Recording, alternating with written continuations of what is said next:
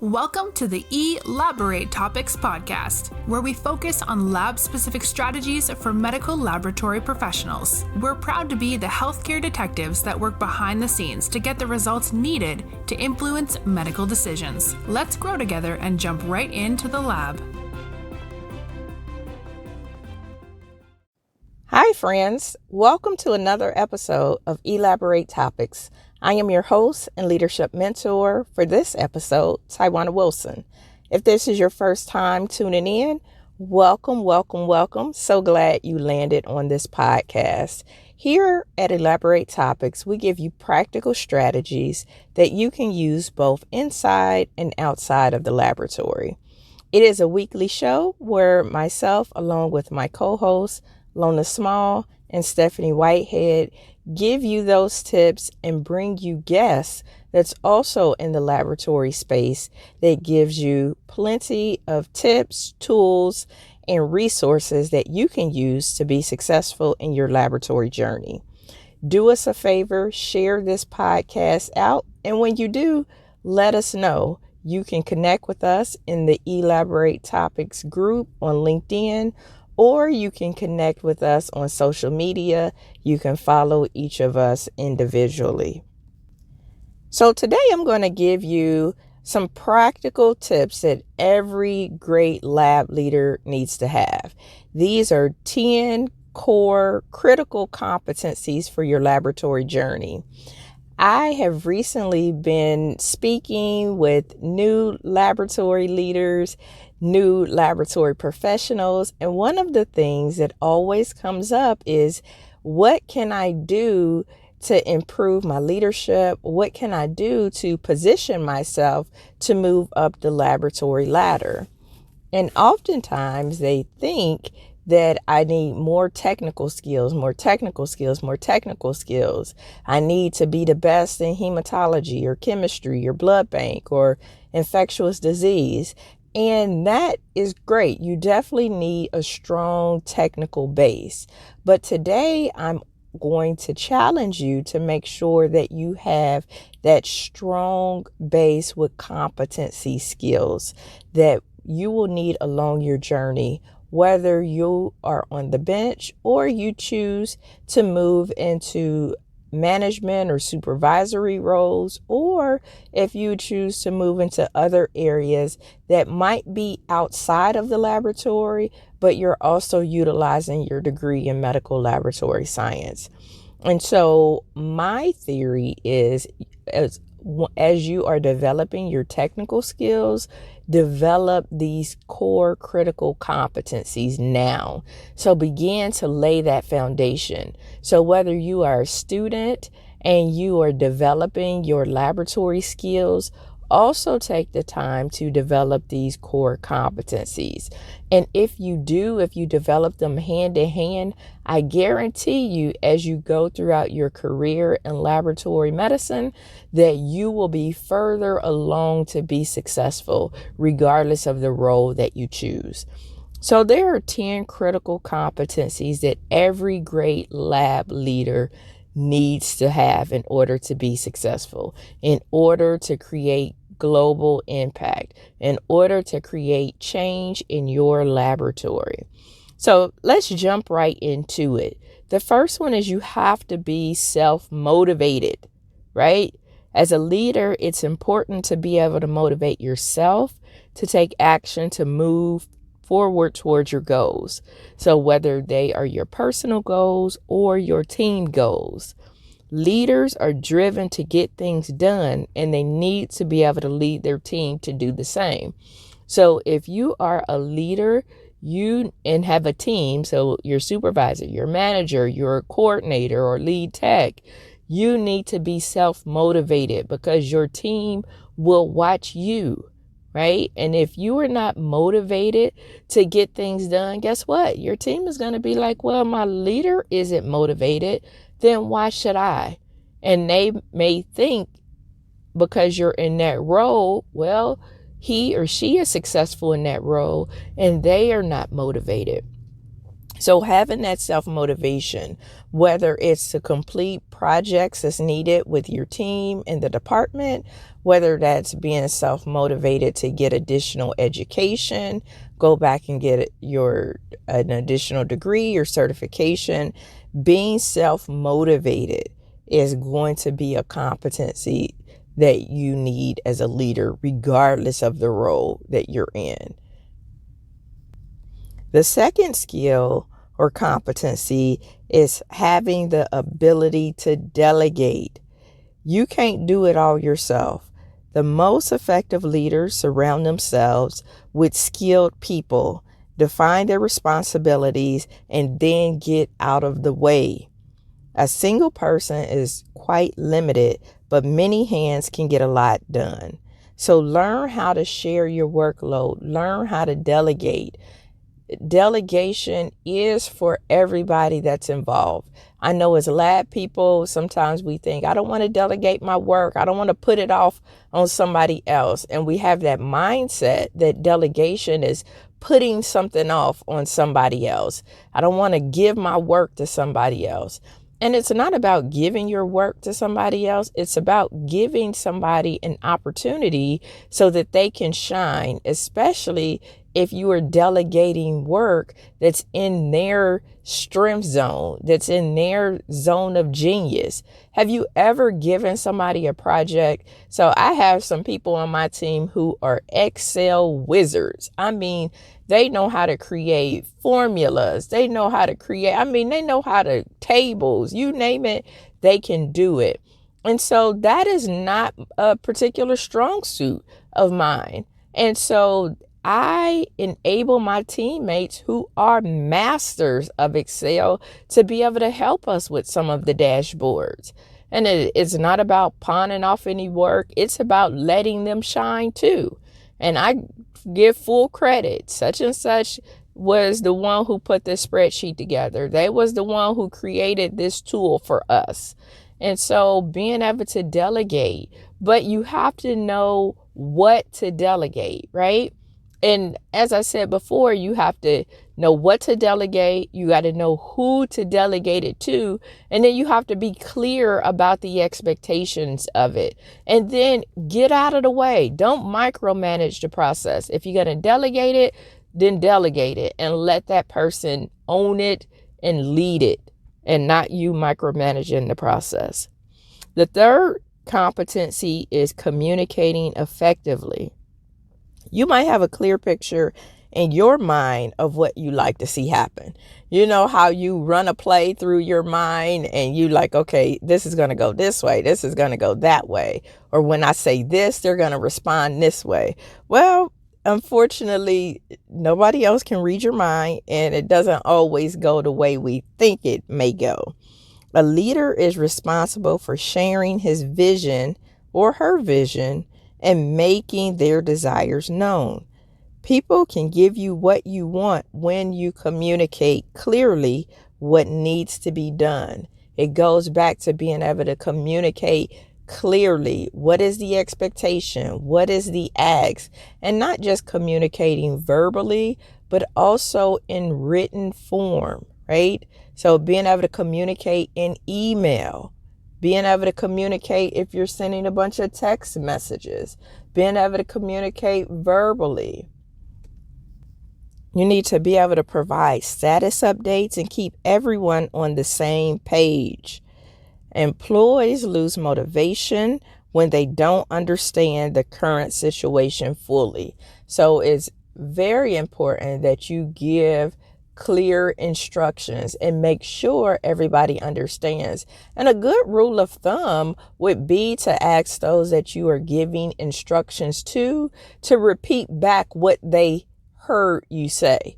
Because sometimes they may go in agreement and say they understand, but they didn't really fully understand what you said. So that has been a recent thing that I've tried to incorporate, is making sure that people really understand what I'm saying. Like, tell me what you heard. Tell me the instructions that you gave, because sometimes what's clear as mud to me is not clear as mud to the next person. So hopefully you all have wrote down those first three: being self-motivated, the ability to delegate, and communicating effectively. And again, it doesn't matter if you're in a supervisor role or a management role. These are competencies that you will need both inside and outside of the laboratory, in both your personal life as well as your professional life. All right, hopefully those are good to you. We'll go on to some more competencies that you'll need. The fourth one is developing others, having that ability to develop other people. Being a leader isn't just about utilizing others to reach your own personal goals. It's developing those around you.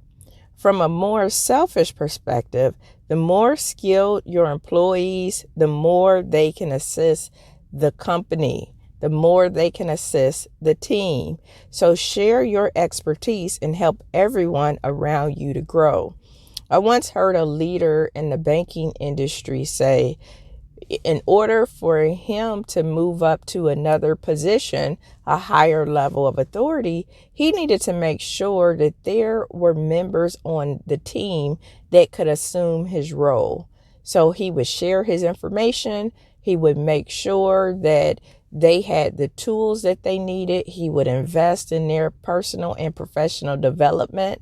And I thought that was awesome, because sometimes leaders don't always look to develop their people. And part of this could be maybe a old mindset or a historical mindset that if I know it all and I'm the only one that know, then I'm going to be an asset to the organization. And I'll tell you, that's just old mindset. Today, that is not true. If you hold on to your information and you be a knowledge hoarder, a company can separate any employee at any time, regardless. And so holding on to your information and being a knowledge hoarder does not make you more valuable. So that was a old mindset that people used to think back in the day. If I hold my information in, that I'll be the only one that can do this particular task, or I'll be the only one that can do this particular job. And that really is not the best mindset to have. I've seen employees be separated from organizations after being there for 20, 25 years. And I'm sure in some instances there were things that only they did. And guess what? Those companies are still standing and they have moved on without that particular employee. So developing others, and really that's too a sign of a great leader. A great leader develops their people, right? Your team is only as strong as the weakest link. And if the weakest link is not developed, guess what? The whole team, there's a broken link inside of the whole chain. The fifth competency is be committed. You can expect greater commitment than you're willing to provide. A leader sets the ceiling, so everyone else settles in somewhere below that point. So set the ceiling high and show them what true commitment looks like. Another way of looking at this is the law of the lid. So your team will never surpass the lid of the leader. If the leader's lid is a 7, guess what? The team collectively will not outpass the leader's 7. The most that they could perform is at a 6. They will bump up against the leader's lid. So you have to set your lid higher so that your team's lid can be higher. Being committed. So knowing that your team see you being committed to the cause, being committed to the project at hand, being committed to being their leader and really owning being their leader and not just from a positional state only. Inspiring others is our 6th competency. A great leader knows how to inspire others to do their best work. It's not always easy to inspire those content to simply showing up each and every day and collecting a paycheck, but it is possible. So show your motivation and commitment. And here's the thing, even if you're only able to inspire a few people to do their best, it will make a positive difference. Start where you are. And again, you don't have to have a specific title to be inspirational, right? People want hope. People are yearning for hope. And it inside the lab, outside the lab, our patients, our clients, people want hope. People want to dream, right? And so being inspirational to others, inspiring others to do their best, noticing what your team are doing, noticing what your individual contributors are doing so that you can inspire them to continue to operate in their zone of genius. So being that inspiration, one of the things that I have learned, especially with social media, is that you can inspire so many people, but you may never hear about it. So keep showing up. Keep being you. Can't be anybody else, because quite frankly, everybody else is already taken. So keep being you, keep inspiring other people, even if you don't hear anybody say they're inspired by your words, they're inspired by your footsteps, because you don't know who's watching, who's looking, and whose life you're making a difference in. And for me, you can even think about this with your children. So I think about my daughter. My daughter is 2 years old, and she's like a little sponge. And she's looking at stuff that I'm doing and saying stuff that I'm doing. Some of it I can't understand exactly what she's saying, but I have to keep showing up and keep doing those things that I think are positive, so that when I can understand all of the words that she's saying, then I know that I'm making a difference, because it would be reflective in her. And that's the same thing with our teams, with those that we mentor, with our high school students, with our middle school and future STEM professionals and laboratorians. So inspiring others. Think about that as you go throughout your day. If you are a trainer for all of your students that come from the medical laboratory science and technician programs, how can you inspire them to be their best, right? They're young, they're eager, they're excited about entering this field, and you are their first touch point. So how can you inspire them that the decision they made is still an awesome, rewarding experience and decision? And you can do that through your inspiration of helping them navigate through being a laboratory professional. Have a clear focus would be our 7th competency. If you don't know what you won't get it.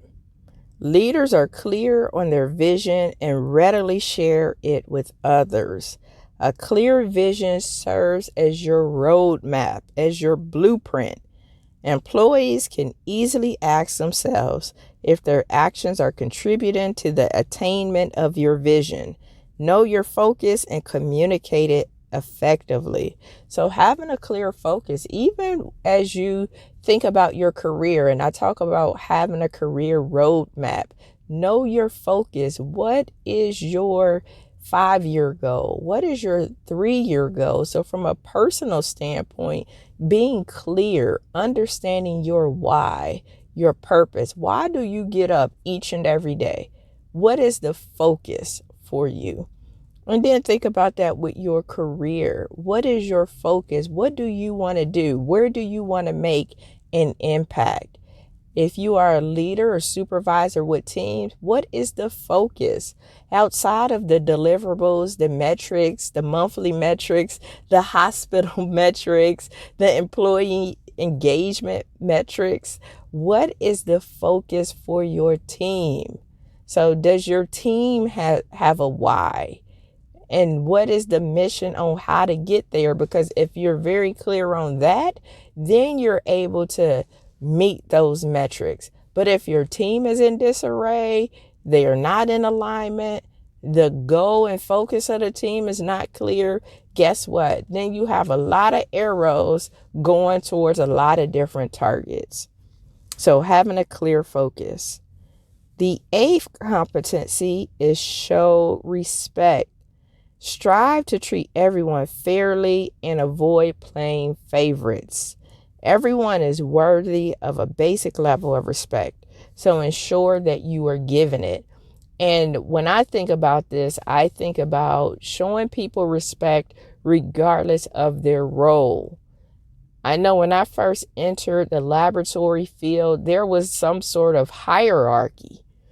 Like if you would, it was like it was a hierarchy, and then you might have had your processors and phlebotomists, and then your techs, and then your 4-year degree techs and supervisor. Like, treat everybody with respect regardless of the role. The laboratory couldn't operate without having each individual member.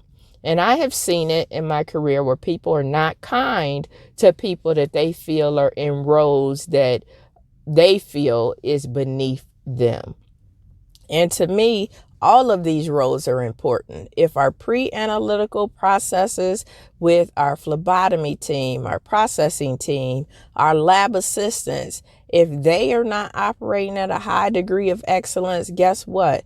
Those that are testing, your medical laboratory scientists, your cytogenetics, your histologists, guess what? You're not going to be operating at a high level of excellence either, because it all is a trickle down effect, right? And so everybody has an important part to play, and everybody deserves respect, regardless of their educational status, regardless of their social economic background, regardless of their race, their gender, regardless if they are the youngest person in their lab, or even, the most senior person in their lab. Everybody deserves respect.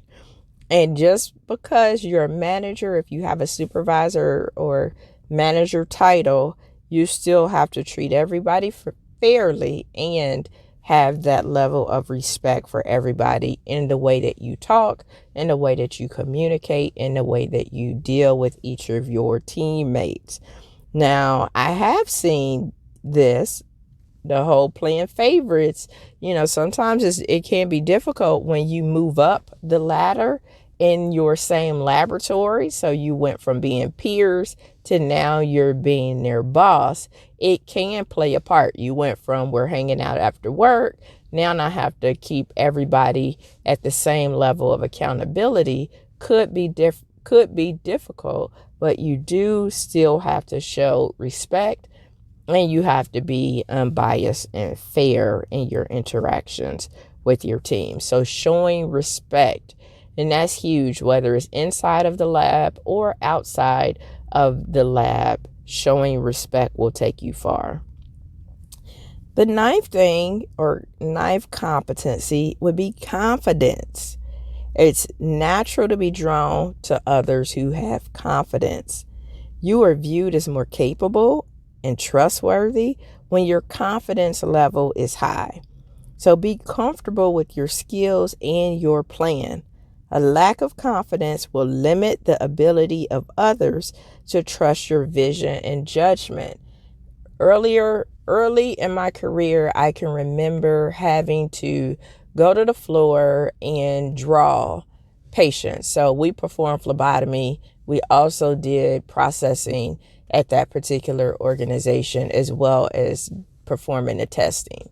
And I can remember going up to the floor, and most of the patients had been there for a while. They were difficult sticks, and I didn't quite get my confidence up because I felt like I was it seems like every other room, I would get somebody, I would miss. I would get somebody, I would miss. I would get somebody, I would miss. And so that confidence. And so guess what started happening? I started processing that as I'm not good. I'm not a good phlebotomist. I can't do this. And so when I would go into rooms and I would miss the patient, I wouldn't be able to get the stick. Guess what I would tell myself? Yep, see, you're not good at this. And so that confidence, having confidence in yourself and in your abilities. And I tell you that story because when you're first starting out doing something new, you may have times where you don't feel your confidence is quite there yet, right? But don't subscribe to the negative self-talk, because if you do, it's going to be difficult to try to overcome that, because then in your mind you're going to be like, okay, these are difficult cells under the microscope in hematology. I can't identify them. Now every time you see a blast or immature cell, you're going to be thinking that, oh, I can't identify this, or I don't know what it is. And so having that confidence, and it's true, when you are confident, people want to network with you, people want to know you, people want to talk with you. And when opportunities come up, people think about you because they feel like you're more confident in your abilities. So having that confidence is huge. And if it's something that you don't feel as confident in, keep challenging yourself so that you can gain the confidence, right? So if you don't feel comfortable giving presentations or public speaking, guess what? Keep putting yourself in positions where you have to give a presentation. You have to give a report out. You have to say something at the meeting. And the more you do it, the more confident you become. In the case of the phlebotomy, if you know that that is going to be your primary role, then keep putting yourself in situations where you have to get those difficult sticks, right?